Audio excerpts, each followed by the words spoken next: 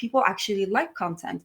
People actually like seeing people using the products, understanding what people like. It's all about recognizing yourself, seeing yourself in that type of content. This is Social Pulse Podcast Agency Edition, your go-to guide to solving your biggest marketing agency challenges authentically. I'm your host, Mike Alton, and each episode is an honest and frank look at what agencies go through, from turning clients to tackling tech and ideas that you can apply to your own business. And now, the rest of today's episode. Welcome back to Social Pulse Podcast Agency Edition, where each and every week we're talking to marketing agencies like you, going through many of the same struggles you're going through and sharing their stories. Subscribe to find in each episode inspiration, motivation, and the perspiration that goes into growing and scaling agencies like yours. And one of the topics we've talked about on a separate podcast, Social Pulse Podcast Hospitality Edition with Tyler Anderson, was how the pandemic completely disrupted the hospitality industry and how his agency adapted. But what about retail and e-commerce? What impact did that total global lockdown have on those industries, and how have agencies adapted since? That's what Kristina, Kleymenova, and Myriam, Kader are here to talk to us about. These brilliant ladies have launched their own creative marketing boutique, helping brands to elevate their presence and create engaging content that leaves a lasting impression. Kristina is a creative producer who got her start on the set of the Netflix original War Machine, starring Brad Pitt, and led her to film a reality TV show for beauty mogul Huda Kattan. She then joined Huda Beauty to lead content production. Myriam is a strategic marketing specialist with a decade of experience in the beauty and fashion industry. Working together at Huda Beauty, these two helped the brand navigate the challenges of the pandemic, turning that challenging situation into an opportunity for growth, and then did what all successful entrepreneurs do. They saw a need in the market for their skills and experience and launched their own agency together. Hey, Myriam and Kristina, welcome to the show. Hi. How are you, Mike? Doing great. So excited to see you guys. Let folks know where you're at for starters. Okay, we are based in Dubai, and first of all, thank you for such a star introduction. Yeah. Could have not done better, but we're currently in the desert, Dubai. It's already 7 p.m. here. It's getting warm. We're already in almost like end of May. It's already getting hot. So yeah. Fantastic. Well, let's heat things up here. I'd love to start by just letting you two introduce your agency and the kind of work that you're doing today. For sure. So our agency name Creative Baboon, and it's a boutique content marketing agency. We focus on creating content with a strategy behind it. Essentially, we believe in content that looks good, but also has a purpose behind it. So our focus is on driving conversion and sales for our clients through content specifically. We focus on online mainly, and e-commerce platforms, and of course social media. Oh, and I could add that we have a specialty in designing product pages, content from product detailed pages for e-com. Terrific. Now, before the pandemic started, like I kind of suggested at the outset, you weren't part of a marketing agency at all, but rather doing in-house marketing for beauty startup Huda Beauty. What led you to start your agency out of that? So yeah, that's correct. I think we were both at the same page in our life as Myriam, where we wanted a new challenge, or we were looking for a new challenge. And being within the brand for so long, and being with a brand from a startup stage, I feel that's where we thrive. We thrive in a startup environment, and I think that the moment the brand was already growing and becoming almost a corporation, and I think we wanted to take those learnings and go and help startups to build their businesses or to scale their businesses. And also being on the client side for so long, I think we wanted to take that knowledge of being on the client side and understanding what client needs are. And so yeah, we decided to kind of challenge ourselves and to try something new. Yeah, and we also really wanted to focus on our creativity. We're both very creative, and then when a startup grows and it becomes very corporate, like unfortunately sometimes it has to be like a lot of processes, a lot of people now, and it becomes very like corporate. So it's also kind of reduces your creativity where you can take it. So we kind of also wanted to bring that back in the way we work, and like, yeah, think outside of the box, bringing new trends. And yeah, that's why we really like wanted to focus on content, but with a strategy behind it that will target consumers. And I think we both enjoy in being now on trend and following trends. This is something of our strengths, and I think that's very resonates with startups mainly, because you can actually do something disruptive when you don't have yet a big, corporate structure, or you don't have yet a lot of approvals and things like that. And things can go fast, like super fast. This is the thing about trends, is like it comes, but it can go super quick. So you have to adapt yourself, go think about an idea, shoot it, post it, and then let it grow and see how that type of content does online. Yeah. So I think we wanted to go back to that, startup thinking and mentality and functioning, where you just kind of go with the trend, way of you try different things, you still have room to fail and experiment and, try different things.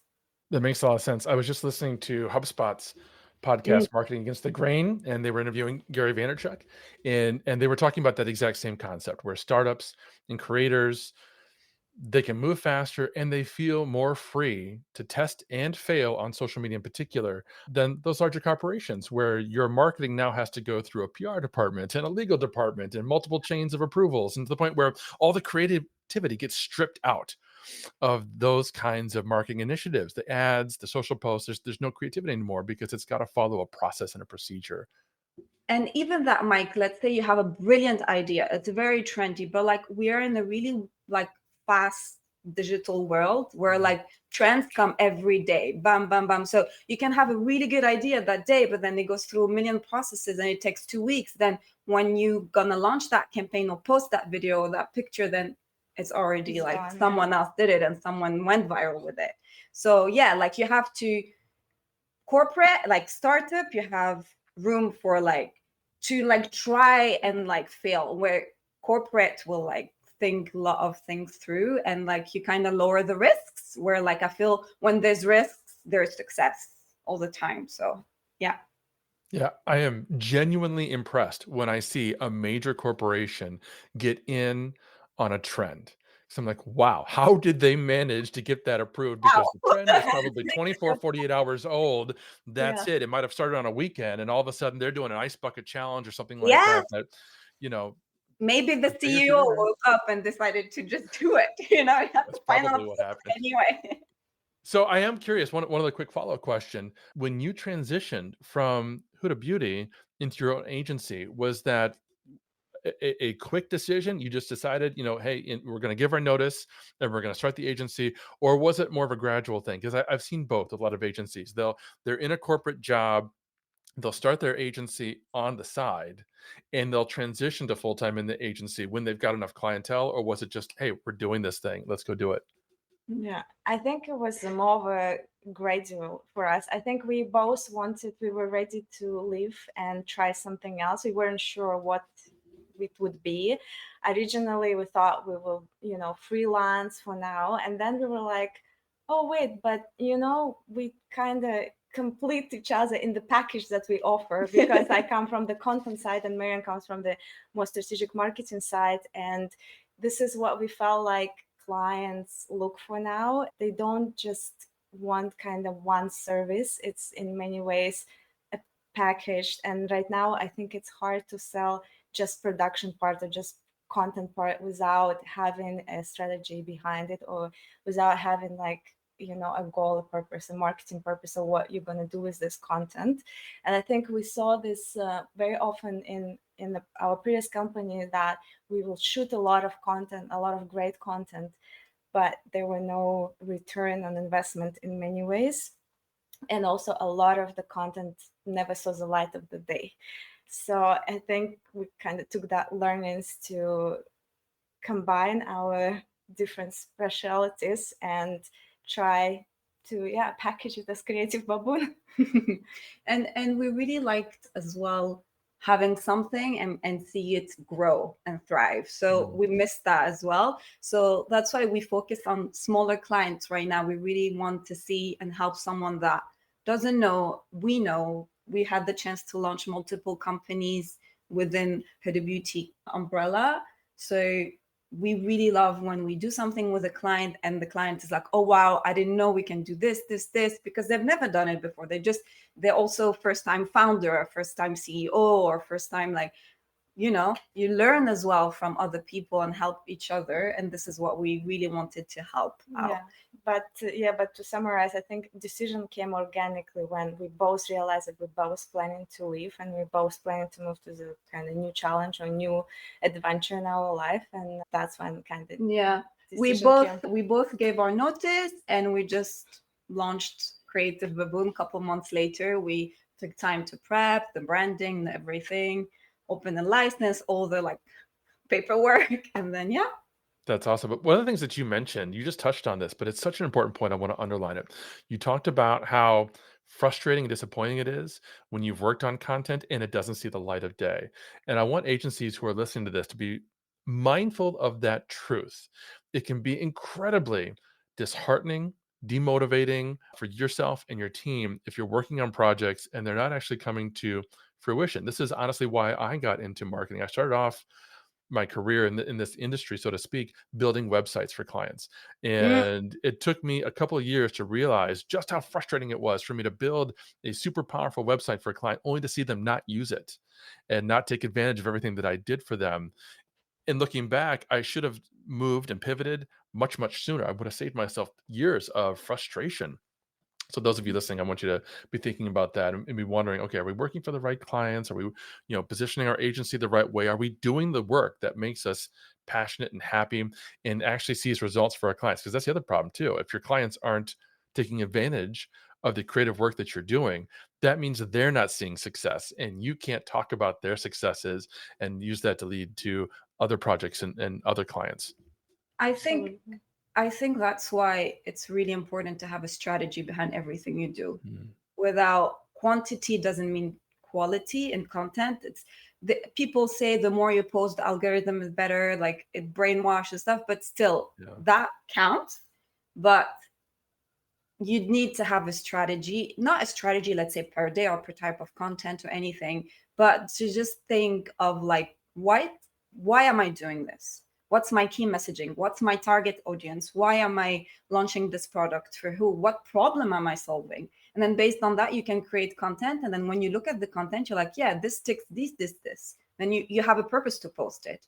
When companies are thinking backwards, they think, well, social media is mandatory now, so we have to just flood our page with content. And sometimes the content doesn't make sense. It's just there. And then they're like, let's just use influencers and send them products, and they just use it, and then we repost. And there's no creativity behind it. There's no goals. There's no purpose. There's no strategy. You're not helping anybody or resolving anyone's problem. Marketing is all about helping someone's problem with the product you have. That's how we market our product. You can create the best thing ever, but if you don't market it right, it can be still the best thing ever. No one is gonna buy it. So you have to make it. You have to create a problem, solution, bam. 100%. It's like Simon Sinek always says, start with why. Now, before I go on to the next question, I should have done this at the outset. For our podcast listeners who can't see you, could you do them a favor and actually introduce yourself so that they know who's speaking when? Because they don't know who Myriam is and who Kristina is. For sure. I'm Myriam. I am co-founder of Creative Baboon, and I am the one that handles anything marketing and strategy within the agency. I am the one with the background with like more marketing, branding, 360 marketing, anything. So yeah, that's my voice, I guess. And I am Kristina. So I am a creative producer at Creative Baboon. I handle anything related to content creation, creative ideas, and producing content itself. So I handle, anything creative and production. Terrific. Thank you. Appreciate you doing that for all of our audio listeners. They appreciate it as well. Now, we've talked about a couple of the lessons that you took from that retail experience. What else? What are some of the other lessons that you took, whether it's from just simply being in that retail environment or doing the whole shift into online marketing that they had to do post-pandemic? I think we've learned the most, and I can speak about that because I was within the whole marketing strategy team. And basically, when we shifted to really focus on online, we actually gained a lot of information that we couldn't have when we were only focusing on in-store and retail, right? So like online, you get so much more data that we don't realize how, like, we didn't think how important data was before we really focused on online and like analytics and understand consumer behavior, measure the effectiveness of your campaigns. Like it's so much easier to like understand something you post on your website or in your social media than having a billboard on the random street in a random country where you can't target it versus what you can do online. So you can target advertising and ads and anything. You can target anything online. And also, with like Google ads or Facebook ads, there's so many tools you can use where like you're spending money on a video or an image and you target it. So like the ROI will be so much better than having like prints or like billboards or like TV where it's more mass targets. So you don't really know, you won't understand who your consumer is. Or you also help also profiling customers. Like you can have a post where you can understand like the people that are commenting, the people that are liking and sharing are like maybe mainly women between 20 and 30. They like these colors or this type of clothes or this type of products. So like you get free data from everything you do, and then you learn so you can target better your next campaign. You can create better content. And we also learn that content actually works and content is key. Like it's not only about sales, and it's not only about like, oh, it's 15% off or you can get this free with it. It's not. People actually like content. People actually like seeing people using the products, understanding what people like. It's all about recognizing yourself, seeing yourself in that type of content.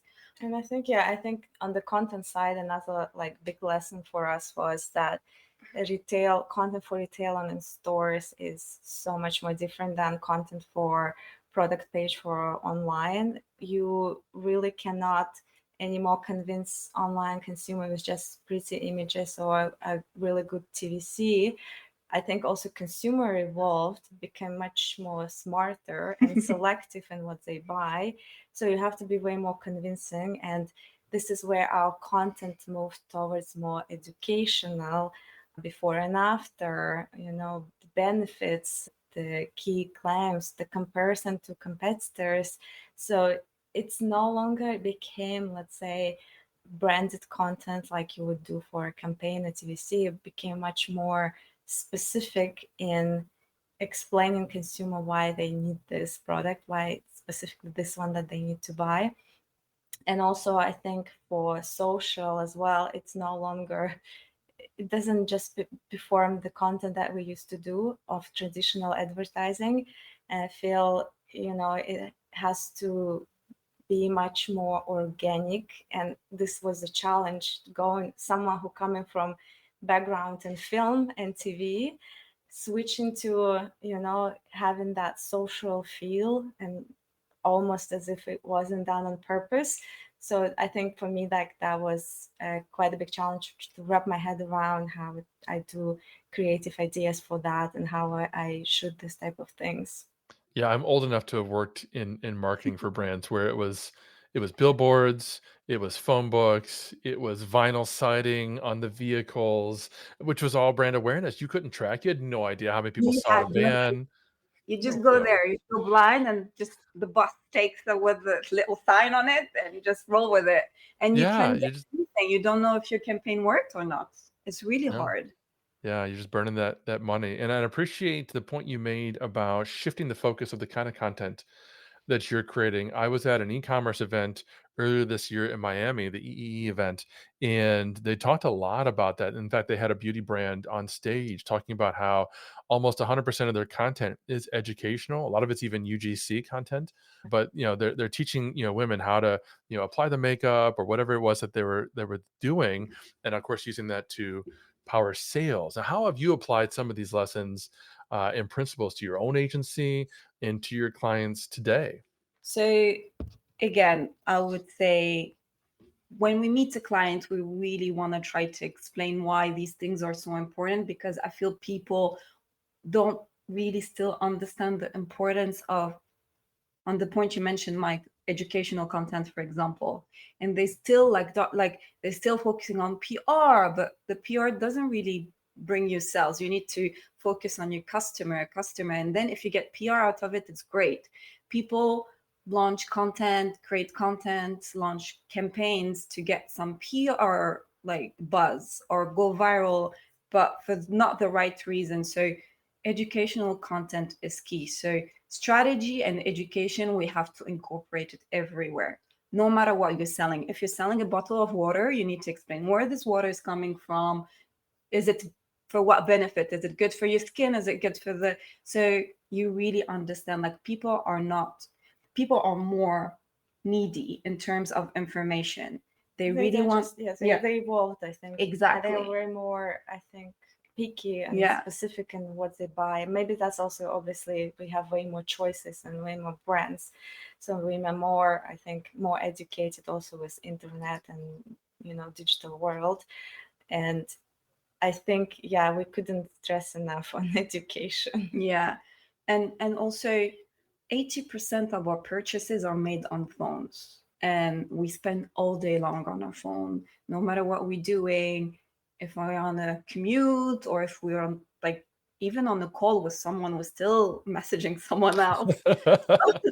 I feel the technology and the fast, like, digital world nowadays, you cannot, like, people have access to so much information. So if it's not your brand, there will be someone else who does it better. So might as well invest in maybe more, I would say, boring content, I would say, but it's just informative and very educational. So you can have a call to action to, like, people to add to cart and buy, because they're really, like, it's also creating loyalty, and people are trusting your product because you gave them the full list. Like, especially in makeup, Mike, like, people want to know what they're putting on their face or on their lips. And, like, ingredient, just having an ingredient list also puts people at ease. They're like, okay, I know what I'm putting on my face, you know? So strategy, definitely educational content, and I will say creativity, because content now is everywhere. It's overloaded from, like, people from all around the world. You have TikTok, you have Instagram, you have LinkedIn now content. And so you have to be creative and think outside of the box. So a lot of beautiful, brilliant minds created some, like, the most beautiful trends. It's not corporate, it's people. So get yourself some amazing creative people in your team and work with, like, people from all around the world. So you get trends from all around the world. And yeah, creative, think outside of the box. High quality content doesn't mean more money. It means just a well thought type of content with a goal, again, kind of like helping someone's problem, fixing it. And yeah, I think those are the key things we like to incorporate in. No matter what we do for a client, we want to do it for a reason. That establishment of trust is huge. And to your point, yeah, building a great archive and library of educational content, bringing in influencers and people that your audience can relate to, it's going to go a long way towards establishing that trust. Folks, we're talking with Kristina and Myriam about how important it is to make adjustments, not just to your marketing, but to your entire business when the situation calls for it. Sometimes that means overhauling our strategies, and sometimes it just means let's make sure we have the best possible tool to manage client work. Here's an example of that from Stony Creek Social Media Agency. I love social media. I love what we do. I love, one of my sayings is that I feel like we're changing the world one post at a time. And the positivity, it's just, who I am. Currently, we are growing leaps and bounds. We just in the last couple of years have expanded our office. We're getting ready to expand again. We manage over 150 accounts just on Agora Pulse. So it has to be user-friendly for me and everyone that works with it, and it has to be something that I know that I can rely on, that I can trust.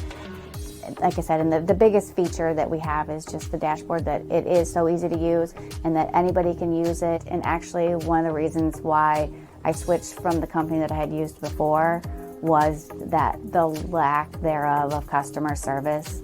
It's definitely been, if not the best, one of the best companies to deal with as far as customer service. So we mentioned social media trends and those kinds of trends earlier. What about emerging trends in technology like AI and virtual reality? How are you seeing those impact digital marketing in your agency work? So, yeah, very good question. I feel it will become a requirement very soon to understand how to use AI and how to write prompts. And I think it will push us even more from retail into e-com, especially with virtual reality. So you can be even enhance even more the experience of the product. Hence, I think more people will trust more buying online.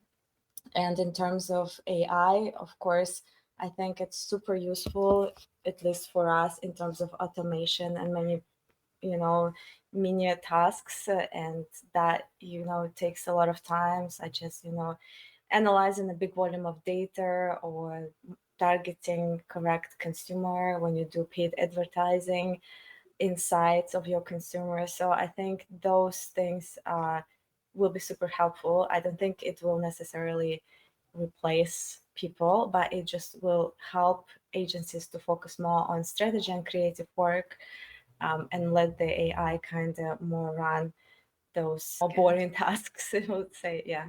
Even in the content creation, I feel will open Yeah. doors to creativity, and like, yeah, I feel like it will bring amazing, maybe new talents and new type of industry, new like jobs for people to be more creative. And I feel technology, when it's done well and thought well, it always brings something positive. I mean, I remember when I was a student and we used PowerPoint for the first time, and it's just an app, but it just saved so much time on creating like the basic stuff. So Yeah, for and I sure. feel like even now for us, ChatGPT obviously is already a part of everything I feel you do. We use Midjourney obviously for create some creative stuff, but I still feel, it's gonna help with those annoying, I don't want to say that, routine tasks. And it just, yeah, I think will open more space for creativity and strategy of focusing on those. I think that's exactly right. Paul Raitzer of the Marketing AI Institute has said repeatedly, and I think correctly, AI is not going to replace marketers. Marketers who know AI are going to replace marketers who don't know how to use AI. There's a very important distinction there that I'm stressing more and more to folks that are listening to me and following me online. Start learning AI today. Start exploring how you can incorporate it into your work, how you can use it to benefit your clients, how you can do it in a way that's ethically strong, which is a bit of a gray area today. So that's something we just need to be constantly thinking about. But when we're talking about social media, how are you currently measuring success on social media for your clients? It's a common problem that we find with both social media marketers and agencies overall, that it almost goes back to the days of the billboard where we're just pushing posts out social media. We don't really know if it's having the impact on the business. How are you measuring that? Oh my god, you can do so much by posting on social media, so much. Honestly, you can just really focus on, let's say I post a video, I can focus on key performance indicators, like we call them KPIs, right? So let's say we want to focus on engagement. You just check the likes, the comments, the shares, how many people reposted, how many people are commenting, is it good commenting, is it bad comments? So you can just, from just that, you can know if this post performs. You just based on that. Then you have the reach and impressions. Like for example, you post something and without people liking and commenting, you still know how many people viewed this, how many people viewed this, how many times. Like one person can view this 5 times, and you know. So like these type of information, what type of content you get so much from it, and then you can use this to just understand better your consumer profile, and then just perfect your next campaign and grow your, also like we can track follower growth. And how, like, let's say I post a video and I see, because of this video, thanks to this video, I got so much more followers. Then you can just focus on these type of content. If this growing your followers is your goal, it really all depends about your goal, right? And then well, that's basically social media, right? But you also can understand what social media brings to your website, to your ecom. So if you do things well, you can understand your website traffic by checking how much traffic is driven from your social media channels. Let's say I'll post a story, restock of a product with a link to it. You can literally know how many people clicked on this link. And then when they go through the website, the conversion rate, how many people from this link that clicked on this link did buy the product or added it to cart, or I don't know, saved their credit cards for later or anything like that. So you get so much data, and then it's your job to take all that data, analyze it, and making sure what you're doing is targeting the right behavior, like consumer behaviors, targeting the right profile that you're looking for. And then you can, based on that, you can collect all that data and then check your sales and revenues and link it all to social media activities directly. And I think to add to Myriam's point, I think before we saw clients being more interested in conversion to directly sales, and that was for them a biggest indicator of success of content. If obviously it's brought sales, but I feel like now there's a lot of also brands that care about community and engagement. So we see a lot of founders for whom it's as much important as the sales, as it's kind of part or becoming, Strategy. or identity of their brands grow. Like one of the goals to grow community. And I think now, because again of the consumers being more picky, they want to know more. They want to know what's the values of the brand or the values of the founder. So I feel now I see both. I see, which is interesting. I don't see just sales. They actually want to grow, community and brand and engagement. And talking to that, it's a really good point Kristina made. They love understanding feedback. So, for example, I'm a founder. I created this beautiful product. I sold it 6 months later. Using social media, I can create a poll or a survey link on my personal stories as a founder. It's like, hey guys, I saw you really like this product. I would love to get feedback to even make this product better for you, to reformulate it. And people actually are so like involved in this that they will and take the survey and share feedback. And this is what we did back at Huda Beauty. We had a product that did really well, but we changed the formula and made it more comfortable and more hydrating for the lips, thanks to the people that bought it, thanks to the community. So it's all only positive if you take the time to listen to your clients and the community. You're 100% right. We're seeing this entire shift in the industry into brand marketing, brand awareness, because we have Google eliminating potentially search with their AI overview answers that are driving less organic search traffic. We have iOS removing tracking, so we can't target iOS users who are using our apps. We have cookies going away, so it's Yeah. becoming increasingly harder to do any kind of actual tracking and attribution. But one follow-up question, Miriam, you talked about putting tracking links in posts. I'm just curious, are you using UTM parameters? Are you using in particular tools? How are you tracking individual post traffic from social media to someone's website? So, for example, if I have a website, I work with a specific developer team or like the dev part, and they will have the data. They'll be like, this social post, like they say, this social media story with the link got you 100 clicks, 100 traffic, people coming to the website. Or the Google ad you put it, this got you this much. So you need a good team, that the dev team that understand a good website, good lot of work to it. Like that's why don't just do a website that looks pretty and have all this data that you cannot use. No matter what, try to have a tech team, an IT team in the back working back end to collect data. Data is super easy. You just have someone to understand it and collect it, then you can analyze it. 100% right. You got to have that platform in place, a strong website, a strong e-commerce function, in this kind of an example, and Google Analytics or some other strong analytics platform in place, integrated, so that you can see what's happening. Now, you've shared some fantastic tips, I think, on how to manage clients, how to build a great agency, how to have that strategy, how to have the why in mind. Let's flip the perspective a little bit and talk about from the client's point of view, because this is a question I love asking agencies. What should clients not do? What would get one of your clients fired as a client? I think definitely, well, I think I have two things. One is lack of trust. I think that's important, having a trust with the client, and that we listen, they listen to us, we listen to them, and being trusting us in the process of what's of our recommendation and what we feel is best for them. And second, when they don't believe in their product. And I think for us it's very hard to work with founders or with clients who don't care, or don't believe in what they're selling. And I think that's very difficult for us then also to come on board and sell it, because if the client themselves is not excited or not believing in it or doesn't care. That's why I think we like most working with founders, because they are passionate, they're visionary, they have a specific goals on why they created this, and we get motivated from like creators that created something, that believe in what they created, and not creating a product because they have to do it because the other brands did it or the other competitors did it.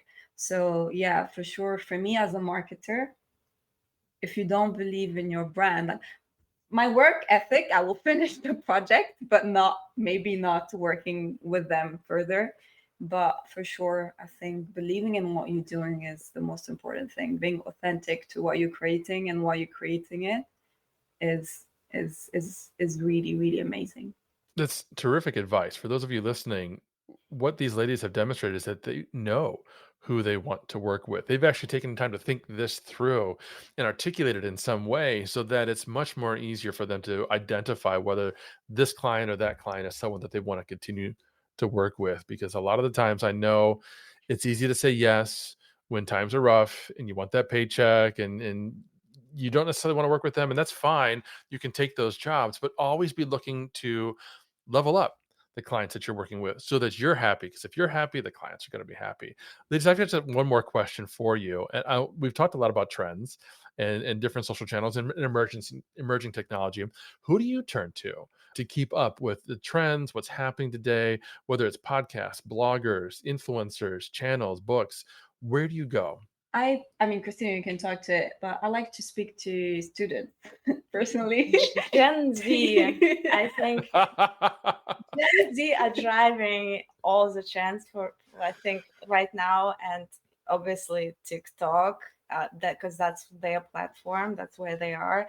So we track quite a bit of TikTok, but yeah, I think Gen Z is everyone around us, sisters, brothers, cousins, students, family people, our interns. Yeah, they definitely it's just natural to them. They just know what's the next thing. and I like talking to. I'm a lazy person, so I want to work like I really like to talk to lazy people because I find a solution to not work hard, just work fast.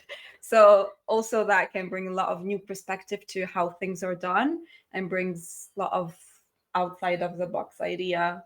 Think students, lazy people are usually the go-to. In terms of platforms, I think we're looking at LinkedIn right now, and it's really doing great, and people are pushing content, and it's really great advices, and not only business related, it can be anything. And I think it's more as well like a community that helps people. So they have sometimes great ideas, and obviously TikTok for like focus on trends, TikTok. But I do love to go on Google and just read random blogs about problems of people, and then the way they solved it, and it brings new perspective as well. And yeah, I think that's a lot of research as well, and understanding why it's trending is important as well.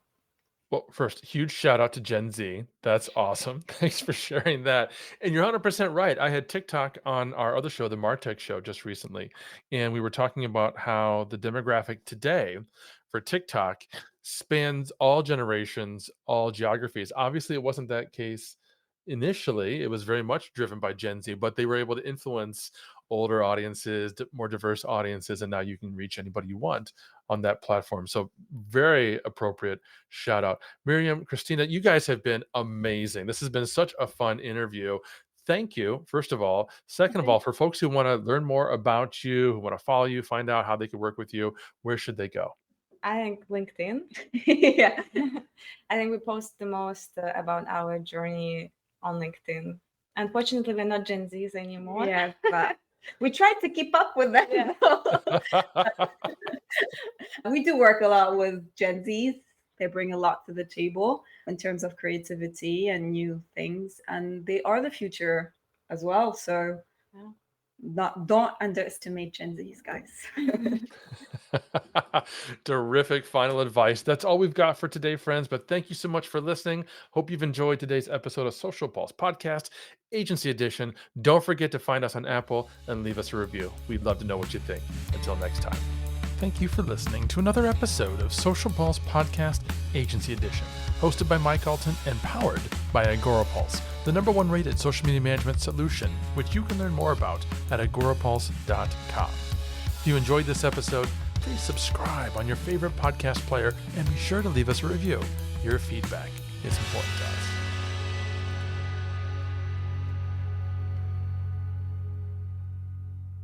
You may know you're listening to this show along the Marketing Podcast Network, but did you know there are other great shows on MPN to help your business?